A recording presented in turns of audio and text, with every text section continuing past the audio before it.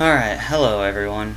Alright, so today I will be going over the beginning of the alchemical process, described by Carl Jung. More specifically is this book right here.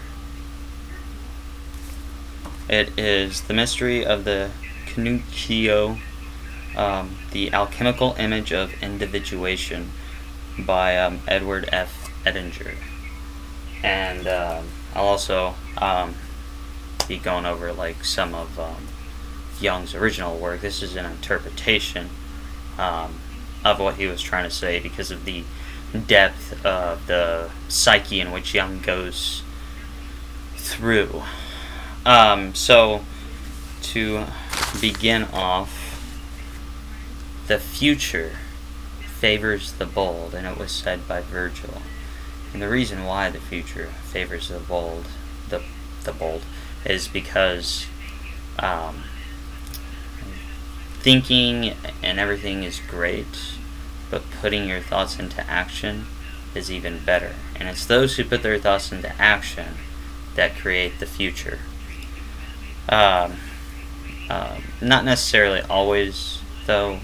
I mean, you can create the future with just thoughts, because everything you think goes into the collective unconscious. But those that move forward and turn their thoughts into actions have more favor to succeed. So to me, this is important, especially right now, because the world is going through a turmoil time, and the turmoil has created hate, and the hate is going to create a societal change depending on which direction that everything goes through. And this is the beginning of that process. So we will start off with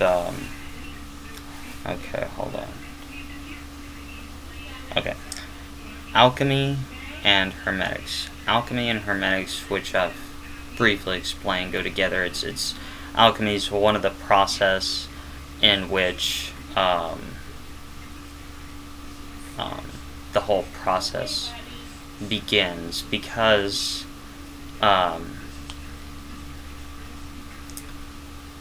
it's one of the process of hermetics that go for the transformation quality. So this is not only just like a beginning of change, but this is also part of an introduction to hermetics. It's 1/3 of the puzzle, and the other two being astrology and magic. And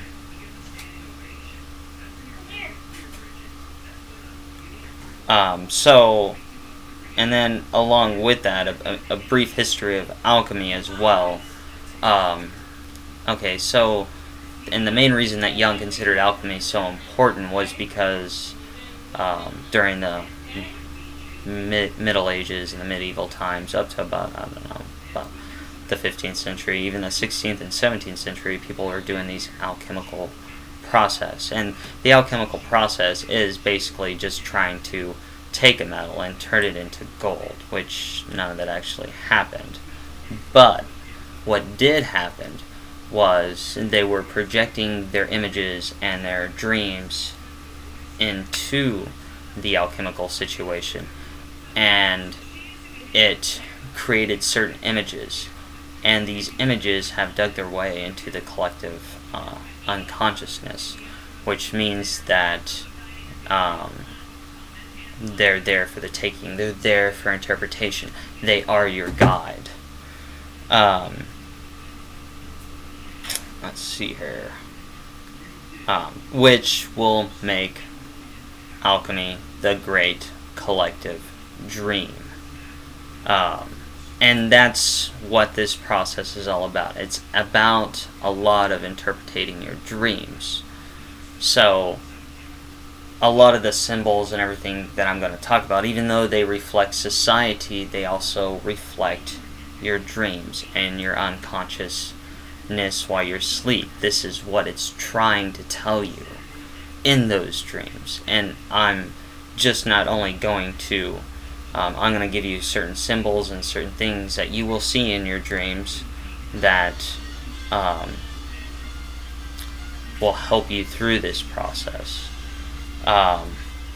And then we come to what they call the Shibus Immortalis, which is like the Philosopher's Stone. It's like the gold. This is your food. Like the Bible is the food for Christians and things of that nature.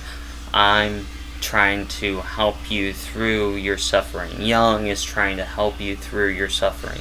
We're trying to give you a guide in which you can be able to transition yourself and evolve yourself into a higher self. And it's not an easy process. It deals with suffering. That's just a part of life, that you will suffer. But this will guide you to where the moments will become easier and easier as you live your life, to where you will not suffer that much. And hopefully we can eliminate that altogether. I don't necessarily suffer as much as I did 10 years ago. There's obstacles and things in my path, but I've learned greatly on how to successfully get through all that stuff. And this was the beginning.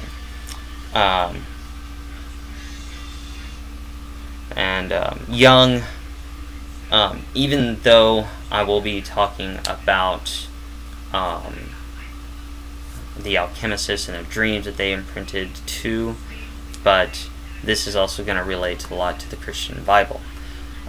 Jung uses it a lot. Jung wasn't even Christian, but he recognized that it was something that dug into the collective unconsciousness. So you're going to see he dissected the whole Bible through cycle images. So you're gonna get to see that, where I talk about certain chapters, like Job is one, the suffering he went through, all the way to Jesus and things of that nature, and what they mean to the psyche and the collective unconsciousness. And then this is his, what I would say, his most important quote from the first few pages of there. And that is, the factors which come together in the Coniunctio, which is Latin for union, are conceived or opposites, either confronting one another in enmity or attracting one another in love.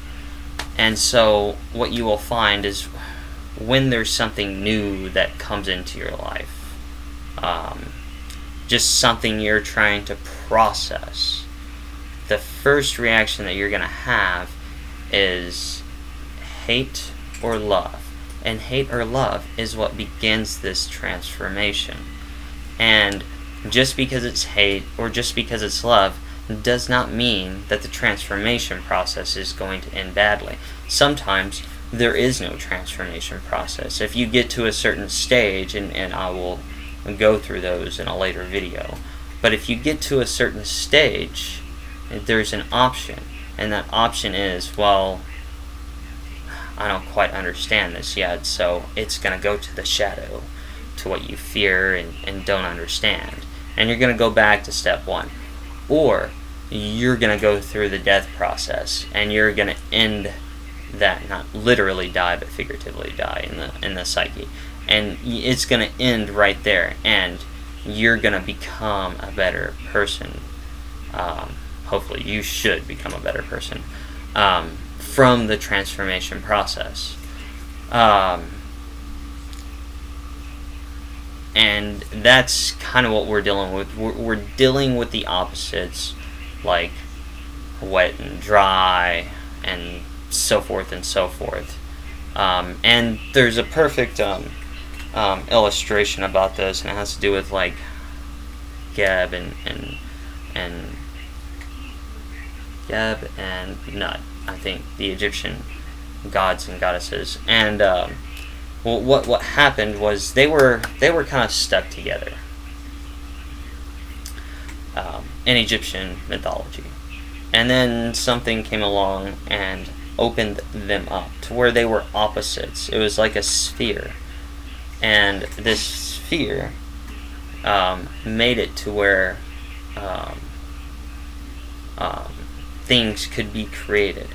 And that's what we're doing. We're taking the opposites that are stuck together, we're separating them, and then we're bringing them back together again in a new transformative way.